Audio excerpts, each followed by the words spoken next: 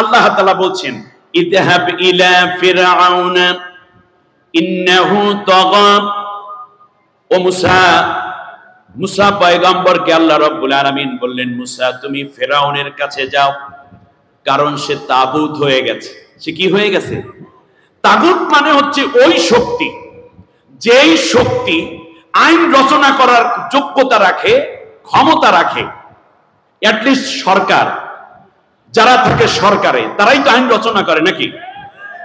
কিন্তু যেই সরকার সরাসরি আল্লাহ যেটাকে হালাল করেছেন আইন করে সেটাকে হারাম করে, নিষিদ্ধ করে রাষ্ট্রে, আর আল্লাহ যেটাকে হারাম করেছেন সেইটাকে জনগণের উপরে মানতে বাধ্য করে, ওই রকম সরকারকে বলা হয় তাগুত সরকার। সে অর্থে বিগত সরকার যারা ছিলেন সরকারে, তারা এমন কিছু আইন ও কানুন বিশ্বের দ্বিতীয় বৃহত্তম মুসলিম রাষ্ট্র জনগণের উপরে, ছাত্র সমাজের উপরে চাপিয়ে দিয়েছিল, যেটা সরাসরি আল্লাহ তাআলার কথার সাথে সাংঘর্ষিক, কিন্তু দেশের মানুষ মানতে বাধ্য ছিল। যারা মানত না তাদের উপর পীড়ন করত। আল্লাহ রাব্বুল আলামিন বলেন, শোনো, ফামাই ইয়াকফুর বিত্তাগুত ওয়া ইউমিন বিল্লাহি ফাকাদ ইসতামসাকা বিল উরওয়াতিল উসকা লা ইনফিসামা লাহা আল্লাহু সামিউন আলীম। যারা তাগুতকে অস্বীকার করে ঈমান আনবে, আগে তাগুতকে অস্বীকার করো, তাগুত নেতা, তাগুত দল, তাগুত আইন প্রণয়নকারী ব্যক্তিবর্গকে অস্বীকার করে যদি ঈমান আনো, তাহলে তারা এমন এক রশি ধারণ করেছে, যেই রশি এক প্রান্ত আমি আল্লাহর হাতে, আর এক প্রান্ত আমার বান্দার হাতে। আমার হাত থেকে আমার বান্দাকে কেউ ছুটাইয়া নিতে পারবে না, ছিনিয়ে নিতে পারবে না। সুবহানাল্লাহ বলেন। গেল একটা। দ্বিতীয় হচ্ছে আল্লাহ তাআলা বলছেন, যারা এরপরেও তাগুতি করবে, ইন্না জাহান্নামা কানাত মিরসাদাল লিত্তাগিনা মাআবা। যারাই এত জানার পরে এই তাগুতের দলে থাকবে, তাগুতের মতাদর্শ নিয়ে থাকবে, আমি আল্লাহ তাআলা বললাম তাদের জন্যই আমি জাহান্নামকে ফাঁদ বানিয়ে রেখেছি, তারা কোনোদিন জান্নাতি হতে পারবে না। এই গেল তাগুতের অবস্থা। এখন তাহলে আমরা তাগুত কর্তৃক নবীদের উপরে অত্যাচার এবং পীড়নের ধারাবাহিকতা আছে, তারই ধারাবাহিকতায় রাসূল সাল্লাল্লাহু আলাইহি ওয়াসাল্লামের উপরে নির্যাতন আছে। এখন আমরা যদি যাই একেবারে গোড়ার দিকে, যেমন ইব্রাহিম খলিলুল্লাহ আলাইহিস সালাম, তাকে যে আগুনের মধ্যে পুড়িয়ে হত্যা করেছে তার নাম কি বলেন দেখি? নমরুদ। আপনাদের কথা কথা বলতে কষ্ট হচ্ছে না তো? আমি আমার আলোচনার মধ্যেই আছি। দেখুন, নমরুদ ইব্রাহিম আলাইহিস সালামকে আগুনে পোড়ায়, কারণ ইব্রাহিম আলাইহিস সালাম রাসূল, নবী। ইব্রাহিম আলাইহিস সালাম কি? নবী। এতদিন পর্যন্ত ইব্রাহিম আলাইহিস সালামের উপরে কোনো টর্চার নাই। যখন তিনি বললেন আমি নবী হয়ে গেছি, সাথে সাথে নমরুদ তাকে আগুনের মধ্যে ফেলে। নমরুদ, আপনারা কি নমরুদকে মহব্বত করেন না ঘৃণা করেন? না, ভালো করে বলতে হবে, ঘৃণা করেন। নমরুদ কয়জনকে আগুনে ফেলেছে? মাত্র একজনকে। আল্লাহ তাআলা আগুন শান্ত করে দিয়েছেন। কিন্তু 5 আগস্টের একটি দৃশ্যের কথা আমি বলতে চাই, যেটা ঘটেছে ব্রাক স্কুলের কাছাকাছি, এই যে বাড্ডা এলাকা, শাহবাগ এলাকা থেকে, মানে শাহজাদপুরের এলাকা দিয়ে গুলি করে রাস্তার মধ্যে তার পোষ্য পুলিশেরা, সরকারের পালিয়ে যাওয়া সরকারের পোষ্য পুলিশরা হত্যা করেছে। তারপরে বেশ কয়েকটি লাশ, কেউ বলছেন 7টি, কেউ বলছেন 9টি, কেউ 12টি, একটি ভ্যানের মধ্যে তোলা হলো। একদিকে হত্যা করা হলো, ভ্যানের মধ্যে তোলা সেই মৃত লাশগুলো আমার দেশের সোনার ছেলেরা ছিল, তারা আমার দেশের মেধাবী ছেলে ছিল, তারা আমার দেশের ভবিষ্যৎ ছিল এই ছাত্র সমাজ। তাদেরকে হত্যা করার পরে দুঃখজনক কত ইতিহাস এরা রচনা করে গেছে, একটু খেয়াল করে দেখুন। ভ্যানের উপরে উঠাইয়া, ভ্যানের সাথে যে রশিটাকে রশি দিয়ে বেঁধেছে, তার উপরে ত্রিপল বিছিয়ে, তারপরে আবার তাদেরকে নিয়ে যাওয়া হবে একটি পেট্রোল পাম্পে, পেট্রোল দিয়ে মৃতদেহের উপরে ভিজিয়ে দেওয়া হলো। তারপর রাস্তার মধ্যে আগুন ধরিয়ে দিয়ে আমার দেশের আগামী দিনের, আমার দেশের ভবিষ্যৎ প্রজন্মকে এইভাবে পুড়িয়ে হত্যা করেছে। একজনকে আগুনে ফেলে যদি নমরুদ তাগুত হয়, তাহলে বলুন একসাথে 12টা লাশ যারা পড়ালো তা কি হবে? খুব খেয়াল করুন। শুধু তাই, আমি আরেকটি কথা বলতে চাই। হযরতে মুসা আলাইহিস সালামকে আল্লাহ তাআলা পাঠালেন কার কাছে? ফিরআউনের কাছে। ফিরআউনের কাছে যখন যাওয়া হলো, এক পর্যায়ে আল্লাহ রাব্বুল আলামিন বলছেন, মুসার কথায় ঈমান আনলো যারা, তারা কে ছিল শোনো। ফামা আমানা লিমূসা ইল্লা যুররিয়াতুম মিন কওমিহি আলা খাউফিম মিন ফিরআউনা ওয়া মালাইহিম আইয়াফতিনাহুম। মুসা আলাইহিস সালাম দ্বীনের দাওয়াত দিচ্ছেন। মুসার কথায় অল্প সংখ্যক মানুষ ইসলামের দিকে আসলো। এই মানুষগুলো ছিল সমাজের যুবক শ্রেণী, যুররিয়াতান। আল্লাহ রাব্বুল আলামিন বলেন যুবক শ্রেণী মুসার দিকে বেশি ঝুঁকে পড়লো। সুবহানাল্লাহ। মুসা যখন জানতে পারলো অল্প কয়েকটা যুবক ছেলে ইসলামের দলে যোগদান করেছে, সাথে সাথে যুবকদেরকে গ্রেফতার করলো মোট 9 জন। কয়জন? ক্বালা আমানতুম লাহু ক্বাবলা আযানা লাকুম। 9 জনকে সামনে রেখে ফিরআউন বলল, শুনলাম তোমরা নাকি ঈমান গ্রহণ করেছো আমার কাছে না বলি।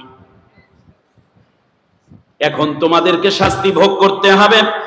ফালা উকাত্তিআন্না আইদিয়াকুম ওয়া আরজুলাকুম মিন খিলাফিন ওয়া লা উসাল্লিবান্নাকুম ফি যুযু'ইন নাখল।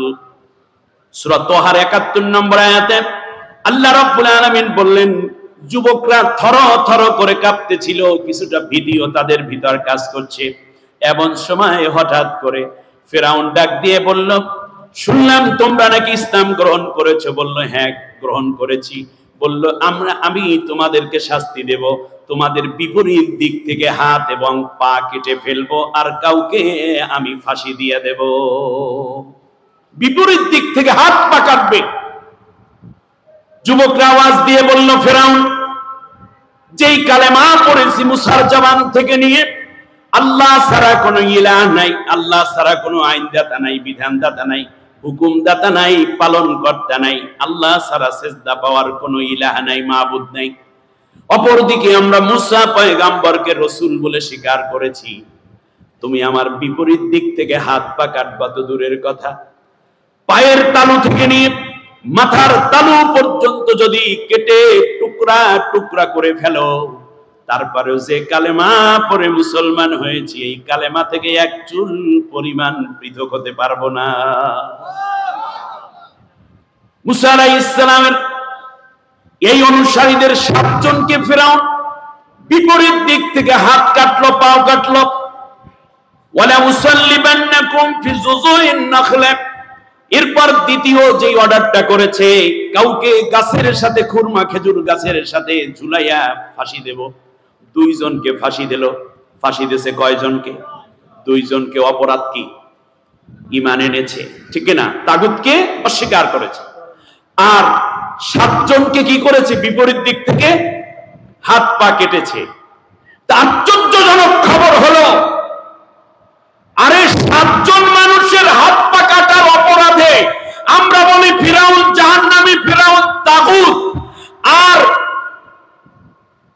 জুলাই আগস্টের আন্দোলনে যেই সমস্ত ছাত্র, যুবক, শিশুরা আহত হয়েছে বুলেটের আঘাতে, তাদের এই পর্যন্ত নিয়ে প্রায় 2324 জন। কত বলছি সংখ্যাটা? 2324 জন, যাদের শরীরের ভিতর বুলেট বিদ্ধ হয়েছিল।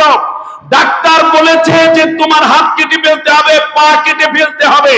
তাহলে তাদের কারো হাত কাটা হয়েছে, কারো পা কাটা হয়েছে, কারণ বুলেট শরীরে থাকলে পুরো শরীর ক্যান্সার হয়ে যাবে এই আশঙ্কায় হাত পা কেটেছে 2324। আজকে সাজদানি ইউটিউবে আপনি কিংবা আপনি গুগলে চলে যান, আমি তো রাজধানীতে বসে কথা বলছি, মিডিয়ার ভাইয়েরা রয়েছেন, এখনো বিভিন্ন হাসপাতালে হাত পা কাটার জন্য অপেক্ষমান কেউ, অথবা কারো হাত পা কেটে হাসপাতালে পড়ে আছে। মাত্র 7 জনের হাত পা কাটার কারণে যদি পৃথিবীর সবচেয়ে বড় জঘন্য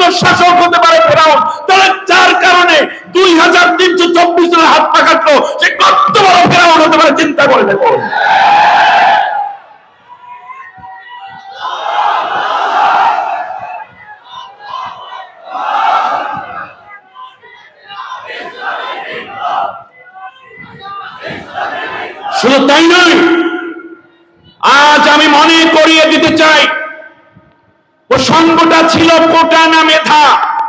মেধা থাকে কোথায়? মাথায়। ওরা টার্গেট করলো মাথা বরাবর গুলি করো। মাথা বরাবর গুলি করার পরে এই পর্যন্ত চিরদিনের জন্য অন্ধ হয়ে গেছে আমার দেশের মেধাবীরা, যাদের সংখ্যা সব মিলে এই পর্যন্ত 1338 জন। আমি এই গোটা কোরআনের অনুবাদ করার মানুষ, আল্লাহ আমাকে দিয়ে করিয়েছেন। আমি কোন শাসক, স্বৈর শাসক পাইনি যে তার রাষ্ট্রের বিরোধী এবং বিপরীতমুখী কিংবা তার সাথে অসামঞ্জস্যশীল মত এবং দলের লোকদেরকে চোখ তুলে অন্ধ করে এইভাবে অন্ধ করে গেছে, এইরকম শাসক আমি কোথাও পাই নাই। শুধু তাই, ইতিহাস পড়েছি, কওমে লূত, কওমে আদ, কওমে সামুদ, আসহাবুল উখদুদ, ফিরআউন, নমরুদ, হামান, আবু জেহেল, এদের ইতিহাস পড়েছি। কিন্তু একজন নির্দোষ মানুষকে কেবল ভিন্ন মতের হওয়ার কারণে আয়না ঘরের মতো নির্যাতন ছেড়ে নিয়ে জীবন থেকে জীবনী শক্তি বের করে দেয়, এরকম শত শত মানুষরা পীড়ন দিতে পারে, এইরকম স্বৈর শাসকের ইতিহাস কোরআনে হাদিসে নয়।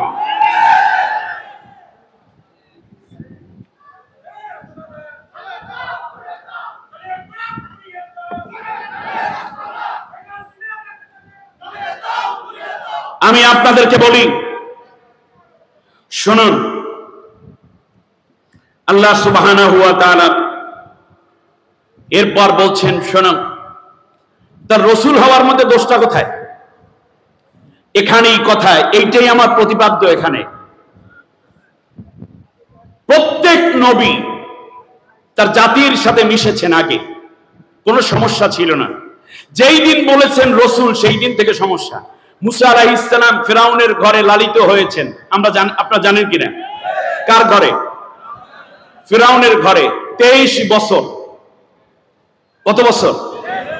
23 বছর পরে মুসা আলাইহিস সালামকে যখন হত্যার পরিকল্পনা করলো, অন্য একটি হত্যাকে কেন্দ্র করে মুসা আলাইহিস সালাম হিজরত করলেন, মাদায়েনে চলে গেলেন। সেখান থেকেই ফিরআউনের পতনের ছক এঁকেছেন কে? আল্লাহ তাআলা। একটু মজার ব্যাপার বলি, 23 বছর হলো মুসা পয়গম্বরের উপরে নির্যাতন শুরু হলো, অথচ এই ফিরআউনই তাদেরকে মুসাকে খাওয়াইছে, পরিয়েছে, জামা কাপড় দিয়েছে, ঠিক কিনা বলেন? আমার কাছে খুব আশ্চর্য লাগে, বলতাম, সেটা হচ্ছে বিবেচনাবানদের জন্য কথা বলছি। 18 বছর এই গভর্নমেন্ট ক্ষমতায় ছিল, পলাতক গভর্নমেন্ট, ঠিক না? আচ্ছা, 18 বছর আগে যেই ছেলে মেয়েটি প্রাইমারিতে ভর্তি হতে গেল বা মাদ্রাসায় ক্লাস 1 এ ভর্তি হতে গেল, তার বয়স কত হবে? 5-6 বছর, ধরেন না 5 বছর। 5 আর এই 18 যোগ করলে কত হয়? 23। 18 বছর কত বছর? এই গভর্নমেন্টের বিরুদ্ধে লড়ছে যারা, তাদের বয়স কত হবে? আপনি খেয়াল করেন কত চমৎকার একটা মিল। অথচ প্রাইমারি স্কুলে বিস্কুট দেয়া, বই দেয়া, কাগজ কলম দেয়া, উপবৃত্তি দেয়া, সব কিছু করেছে।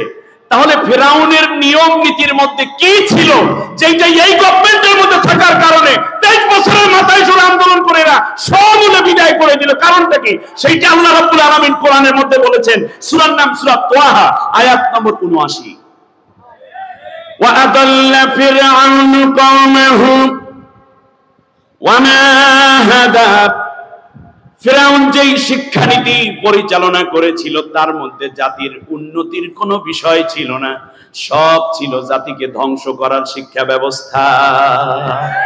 সব ছিল শিক্ষার নামে অস্ত্র নিয়ে দৌড়াদৌড়ি করার, বিভিন্ন প্রশিক্ষণ, দুর্নীতি করা, ছাত্রদেরকে দিয়েছে চাঁদাবাজি করতে, হেলমেট বাহিনী তৈরি করেছে, ছাত্রদের রুমের ভিতরে বই না পেয়ে পাওয়া গেছে অবৈধ অস্ত্র, হকি স্টিক, হেলমেট থেকে শুরু করে লাঠি সোটা রামদা এবং AK-47। সুতরাং এইরকম একটি অবস্থা তখন তৈরি করা হয়েছিল।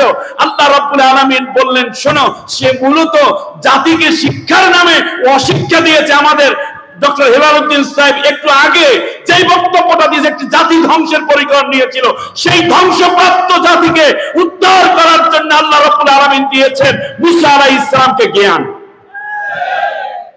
ফেরাউন চায় ধ্বংস করতে, আর আল্লাহ রাব্বুল আলামিন যখন বললেন মুসা তুমি ফেরাউনের কাছে যাও, মুসা আলাইহিস সালাম বললেন রব্বি জিদনি ইলমা, O my lord advance me in my knowledge, Allah তুমি আমাকে জ্ঞান দাও। তার কারণ মেধাবীরাই মূলত স্বৈর শাসকের বিরুদ্ধে লড়াই করে, এই জন্য মুসা আলাইহিস সালাম চাইলেন আল্লাহর কাছে কি জ্ঞান, আর ফেরাউন দিল কি শিক্ষা থেকে নাম নিয়ে মূর্খ জাতি তৈরি করার প্ল্যান। আর এই শিক্ষার মূল কারিগর যিনি ছিলেন তিনি ছিলেন মুসা পয়গম্বর, কারণ নবীগণ ছিলেন আল্লাহর ওহীর একজন মুআল্লিম, একজন টিচার, ঠিক না বলেন?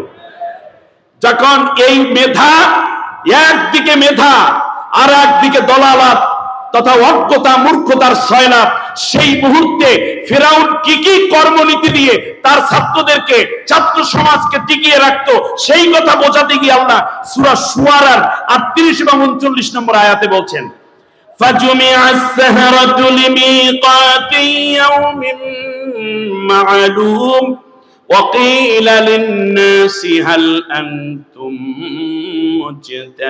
মুজতামিউন।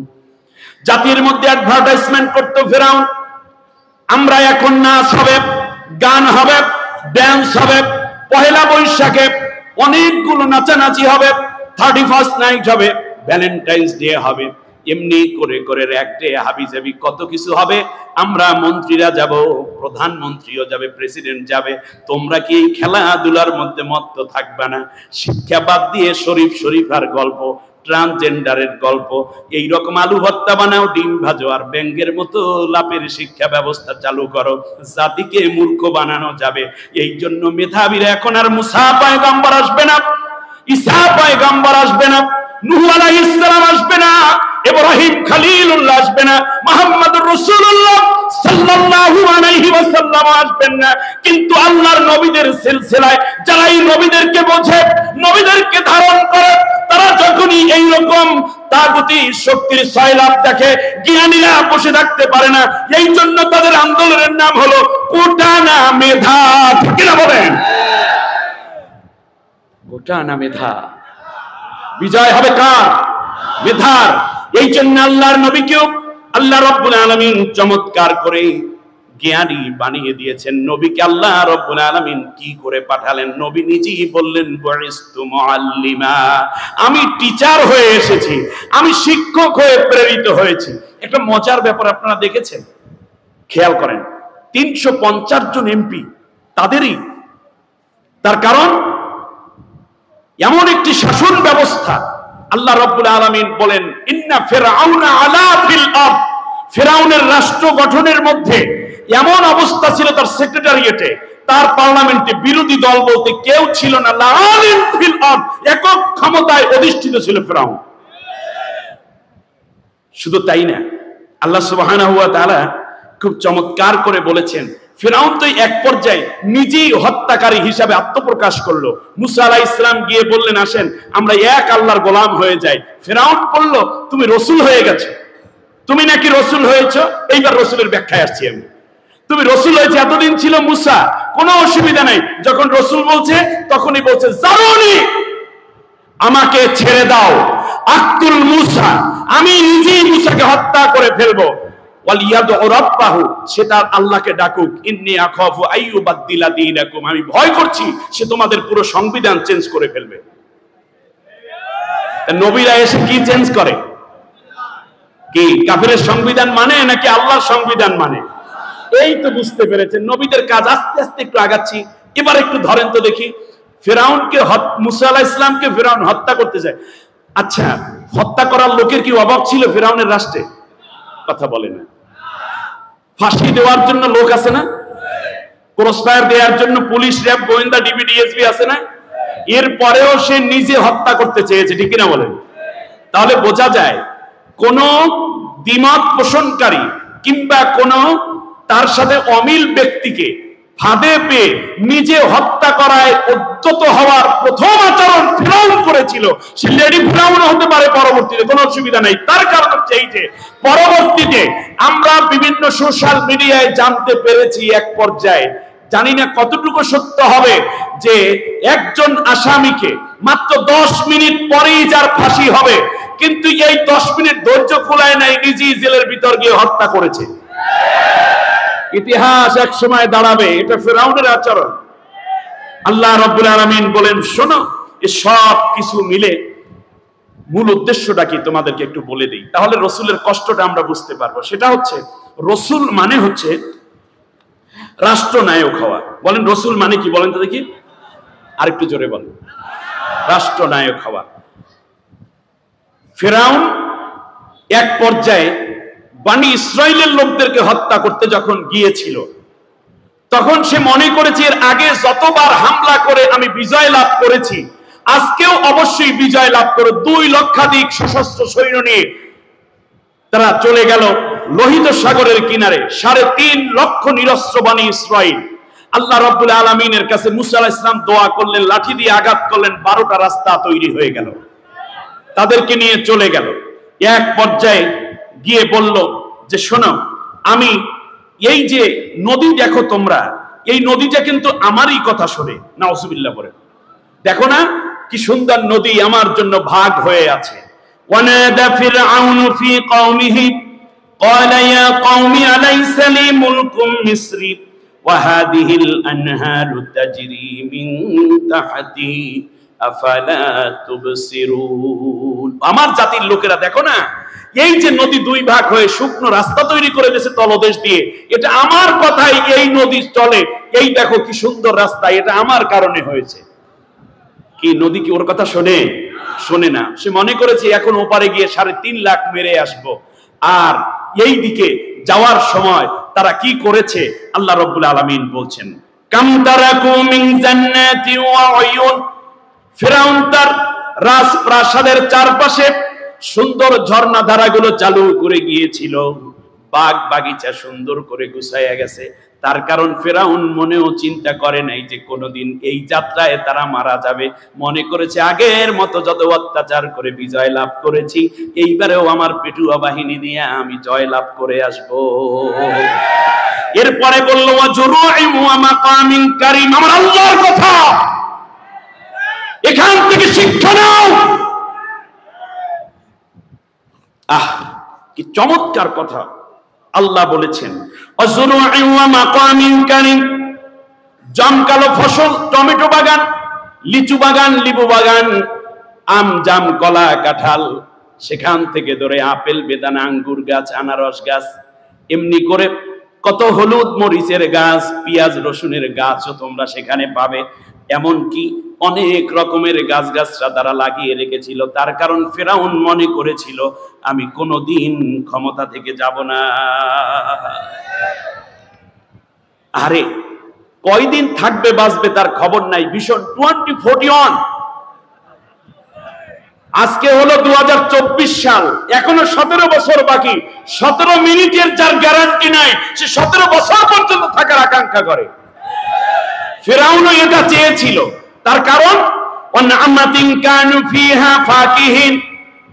আর এমন অবস্থা হলো, সে চাইল সে আরো অনেকগুলো খাদ্য সামগ্রী জমা করলো। আধুনিক যুগে যদি এসে বলি, ফিরাউনের সময় তো পিরামিড যেহেতু বানানো আছে, এই আধুনিক যুগে এসে যদি দেখি, তাহলে আমরা দেখতে পাবো ফ্রিজের মধ্যে কি সুন্দর নদীর পাঙ্গাস, মোটা মোটা ইলিশ, মোটা মাথার বিভিন্ন গলদা মাছ সহ কত রকমের খাবার দাবার। শুধু নয়, ফিহা ফাকিহিন, এবং বিভিন্ন সময় আনন্দ ফুর্তি করার জন্য তাদের ঘরগুলোর মধ্যে, রুমগুলোর মধ্যে এমন উপাদান পাওয়া গিয়েছিল যেইগুলো মানুষের মনোরঞ্জনের জন্য শয়তানের পক্ষ থেকে দেওয়া লাল পানির হাদিয়া।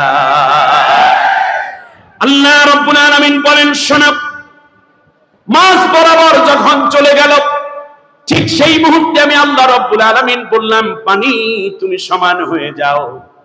তাফসীরের কিতাব লিখেছে প্রায় 250 হাত, মানে 3.5 250 গজ মানে 350 হাত ছিল গভীর তলদেশে। পানি যখন সমান হয়ে গেল, হাড়গুলা তাদের বন্ধ হয়ে গেল, কানের পর্দা ফেটে গেল, নাক মুখ দিয়ে রক্ত বের হওয়া শুরু হলো, মৃত্যু লাশগুলো ভেসে উঠলো, 2 লাখের উপরে লাশ। আল্লাহ রাব্বুল আলামিন বলেন, যেই দিন ফিরআউন মারা গেল, চারদিকে খবর হয়ে গেল ফিরআউন মারা গেছে, ফিরআউন মারা গেছে, ফিরআউনের সৈন্যবাহিনী পরাজিত হয়েছে। আল্লাহ রাব্বুল আলামিন বলেন, শোনো, সেই দিন পরিবেশটা একটা বড় রকমের কান্না এবং ব্যথাতুর হওয়ার কথা ছিল, কিন্তু ফিরআউন যেই দিন মারা গেল, ফামা বাকাত আলাইহিমুস সামাউ ওয়াল আরদু ওয়ামা কানু মুনজারিন। সূরা দুখানের 29 নম্বর আয়াতে আল্লাহ রাব্বুল আলামিন বলেন, এই তাগুতটা যেই দিন মারা গেল, সেই দিন আসমান এবং জমিনের কেউ কান্না করে নাই, আফসোস করে নাই, এমন কি কান্না করার মতো কোনো পরিবেশও ছিল না। একটা জালান তাগুত যেদিন পরাজিত হয়, সেদিন পৃথিবীর কেউ কান্দে না।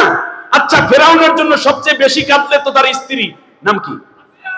কই, তিনি কি কান্নার পরিবেশ আছে তার? তিনি তো আগেই জান্নাতে চলে গেছেন। আপনারা বলতে পারেন যে হুজুর একটা বিষয় তো আছে, সেটা কি? সেটা হচ্ছে এই 2 লাখ সৈন্যের তো মা আছে, বাবা আছে, স্ত্রী আছে, সন্তান আছে, তাদের তো কান্না করার কথা ছিল, তারাও কান্দে নাই। তার কারণ ফিরআউন 252 বছর একটানা শোষণ করার ফলে খ্রিস্টপূর্ব 1298 সাল থেকে নিয়ে খ্রিস্টপূর্ব 1550 সাল পর্যন্ত 252 বছর শাসন করার ফলে সে যে অত্যাচারটা করেছিল, ওই পুলিশেরা যে বাইরে এসে অন্য দলের লোকদেরকে যেমন পিটাতো, মুরব্বীদের প্রতি সম্মান দেখাতো না, ঠিক ঘরের মধ্যে গিয়েও মা বাবাকে ওই রকমই মনে করে সম্মান দেখাতো না। মানে ওই প্যাটার্ন তৈরি হয়ে গেছে তাদের। বাইরের ছাত্রদেরকে যেমন পেটাতো, ঘরে গিয়ে বাচ্চাদের প্রতি ওই আচরণই করতো, কারণ অভ্যাসটাই এরকম হয়ে গেছে। বাইরে বিরোধী দলীয় নেত্রী মেয়েরা যারা ছিল রাস্তায় পেটাতো, ঘরে গিয়ে বউদের ওই রকমই পিটান শুরু করতো। ওই ছেলে মেয়েরা বলতো, আল্লাহ আমার বাবাটারে নিয়ে যাও, আমাদের কোনো আফসোস নাই। মা বাবা বলতো, আল্লাহ এই সন্তানটাকে নিয়ে যাও, এ তো কোনো আদব কায়দা নেই, বেয়াদব। স্ত্রী বলতো, আল্লাহ এই স্বামী থেকে আমাকে বাঁচাও, কারণ সে ওই অন্য দলের মেয়ে মহিলাদের সাথে যে আচরণ করতো, পিটাতো, ঘরে গিয়ে বউটাকে ওই রকমই করতো। বউ কইতে, আল্লাহ তুমি আমারে বাঁচাও, ওরে নিয়ে যাও।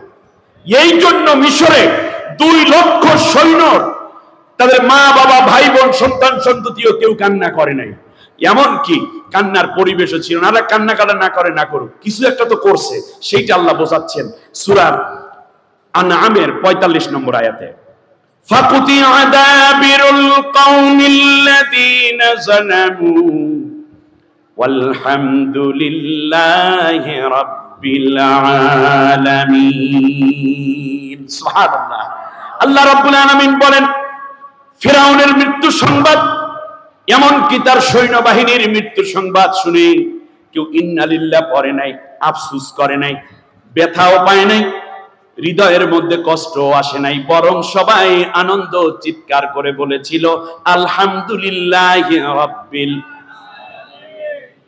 আচ্ছা, এইরকম স্বৈর শাসক, আচ্ছা 5 আগস্টে আজকে রাজধানীবাসী আপনাদেরকে একটা সাক্ষী রাখতে চাই।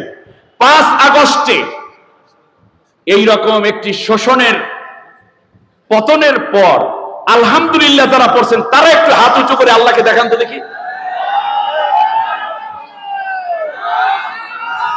সব মানুষ আলহামদুলিল্লাহ পড়েছে। আল্লাহু আকবার, আল্লাহু আকবার, আল্লাহ তুমি সাক্ষী থাকো। এবার আল্লাহ রাব্বুল আলামিন বলেন, এইবার শুনে নির্যাতনের আমার একেবারে মূল জায়গাটা থেকে আবার শুরু করি। ফিরআউন, এদিকে তাকান, একেবারে পুরোপুরি আমার দিকে। ফিরআউন যখন মারা যাচ্ছিল, সব শেষ, সলিল সমাধি, একটাকে আল্লাহ বাঁচাই রাখছেন, ওইটার নাম ফিরআউন। এখন ফিরআউন বলতেছে, আমানতু, সূরার নাম সূরা ইউনুস, আয়াত নম্বর 90। আমানতু আন্নাহু লা ইলাহা ইল্লাল্লাযী আমানাত বিহি বানু ইসরাঈল। আমি আল্লাহর উপর ঈমান আনলাম, তিনি ছাড়া আর কোনো ইলাহ নাই। আমি ওই আল্লাহর উপর ঈমান এনেছি, যেই আল্লাহর উপরে বনী ইসরাঈলের লোকেরা ঈমান আনার কারণে নাজাত পেয়ে গেছে, ওপারে চলে গেছে, তিহ উপত্যকায়। এবং আমি এখন থেকে মুসলমান হয়ে গেলাম। তাহলে ফেরাউন আল্লাহর উপর ঈমান আনছে কি আনেনি? এবার আল্লাহ তাআলা কি বলছেন শোনেন, আল আন ওয়াকাদ আসাইতা ক্বাবলু ওয়া কুনতা মিনাল মুফসিদিন। ও ফেরাউন, ফেরাউন তলদেশে, কিন্তু শুনতেছেন কে? আল্লাহ রাব্বুল আলামিন বললেন, ফেরাউন তুমি এখন ঈমানের কথা বলো, কিন্তু তুমি দুনিয়ায় ছিলা স্বৈর শাসক, বিরোধী দলের নেতা নেত্রীদেরকে তোমার কথা না মানার কারণে অত্যাচার করেছি। ইউসাব্বিহু আবনাআকুম, তাদের পুত্র সন্তানদেরকে হত্যা করেছো। ওয়াইয়াস্তাহি নিসাআহুম, আর তুমি তাদের নারীদেরকে জীবিত রাখতে ক্ষমতায়ন করতে, এমনকি দুনিয়ার বুকে নির্দোষ বহু শিশুদেরকে তুমি হত্যা করেছো। আর গত আন্দোলনে 250-র উপরে শিশু হত্যা হয়েছে, ঠিক কিনা বলে? আমার ভাইয়েরা খেয়াল করুন, আল্লাহ সুবহানাহু ওয়া তাআলা বলেন, তুমি এখন আমার উপরে ঈমানের দাবি করো, ওয়া কুনতা মিনাল মুফসিদিন, আর তুমি ছিলা দুনিয়ার বুকে স্বৈর শাসক, অতএব আমি তোমার ঈমান কবুল করব না। এর দ্বারা আল্লাহ রাব্বুল আলামিন বুঝাইয়া দিলেন, কোন স্বৈর শাসক যদি পরবর্তীতে কান্না করে, আল্লাহর কাছে তওবা করে ঈমান আনে, আল্লাহ রাব্বুল আলামিন তাদের ঈমান কবুল করে না। আল্লাহু আকবার। শুধু তাই না, আল্লাহ রাব্বুল আলামিন বলেন, ফালিয়াউমা নুনাজ্জিকা বিবাদানিকা লিতাকুনা লিমান খালফাকা আয়া, তোমার লাশটাকে আমি শুটকি বানাইয়া রাখবো, পানি তোমাকে গালাবে না, মাটি ভক্ষণ করবে না, হাঙর কুমির তোমার লাশ খাবে না, তোমার লাশটা আমি শুটকি করে রাখবো কিয়ামত পর্যন্ত। তোমার মতো স্বৈর শাসক যারা আসবে তারা যেন তোমার থেকে শিক্ষা নিতে পারে। আর মুসা পয়গম্বরকে তুমি অস্বীকার করে নির্যাতন করেছিলা, আর একদল মানুষ যেন মুসা পয়গম্বরের অনুসারী হয়ে যেতে পারে। এর মাঝে দুইটা দল হয়ে যাবে, একদল মুসার অনুসারী আর একদল ফেরাউনের অনুসারী। এইবার বলুন দেখি আমরা কার চরিত্রে চরিত্রবান হব, ফেরাউনের মতো না মুসার মতো? আল্লাহ কবুল করুন, বলেন আমিন। দ্বিতীয় যেই কারণ, সেইটাই বোঝা হলো সূক্ষ্ম বিষয়। ফেরাউন বলতেছে, আমানতু আন্নাহু লা ইলাহা ইল্লাল্লাহ, আমি ঈমান আনলাম, আমানতু আমি বিশ্বাস করি, দৃঢ়ভাবে বিশ্বাস করি যে আল্লাহ ছাড়া আর কোনো ইলাহ নাই। তাহলে তো কালমা পড়া হয়ে গেছে নাকি? না, ফেরাউন যে কথাটা বলে না সেটা হচ্ছে লা ইলাহা ইল্লাল্লাহ বলার পরে বলতে হবে মুসা কালিমুল্লাহ। সে আল্লাহর উপরে ঈমান আনে, কিন্তু মুসার আনুগত্য স্বীকার করতে সে রাজি না। কারণটা কি? খুব সূক্ষ্ম বিষয়। প্রিয় নবীর উম্মত ভাই এবং বোনেরা, খেয়াল করে শুনুন। কারণ যদি ওই সময় বলে যে আমি মুসাকেও নবী বলে স্বীকার করে নিলাম, রসুল বলে স্বীকার করে নিলাম, তাহলে ওই ফেরাউন হয়ে যায় মুসা আলাইহিস সালামের সাহাবী। জোরে বলেন কি হয়? যেমন নবীর উপরে ঈমান আনার কারণে আবু বকর কি হয়েছেন, ওমর কি হয়েছেন, সাহাবী হয়েছেন। তাহলে বলুন দেখি, আল্লাহ যদি ফেরাউনকে এই সময় বাঁচাইয়াও দিতেন, এরপরে যখন মিশরে যেতেন, তাহলে মিশরের রাষ্ট্র পরিচালনার চেয়ারে কে বসতেন? কারণ নবীর উপস্থিতিতে সাহাবী তো নেতৃত্ব দিতে পারেন। ফেরাউন যাতে মাতাল তাহলে ঠিক, এর মানে আল্লাহ ছাড়া মাবুদ নাই, আল্লাহ ছাড়া মাবুদ লা ইলাহা ইল্লাল্লাহ, লা ইলাহা ইল্লাল্লাহ হাজার কোটি বার পড়ি, কিন্তু একবার যদি বলি মুসা কালিমুল্লাহ, তাহলে তো মুসা আমার নেতা হয়ে যায়, আমি তার মুক্তাদি হয়ে যাই, সাহাবী হয়ে যাই। সাহাবী হয়ে তো নবীর সামনে আর লিডারশিপ চলে না, নবীকে আমি নেতা মেনে নিলাম, অতএব আমার তো নেতৃত্ব থাকে না।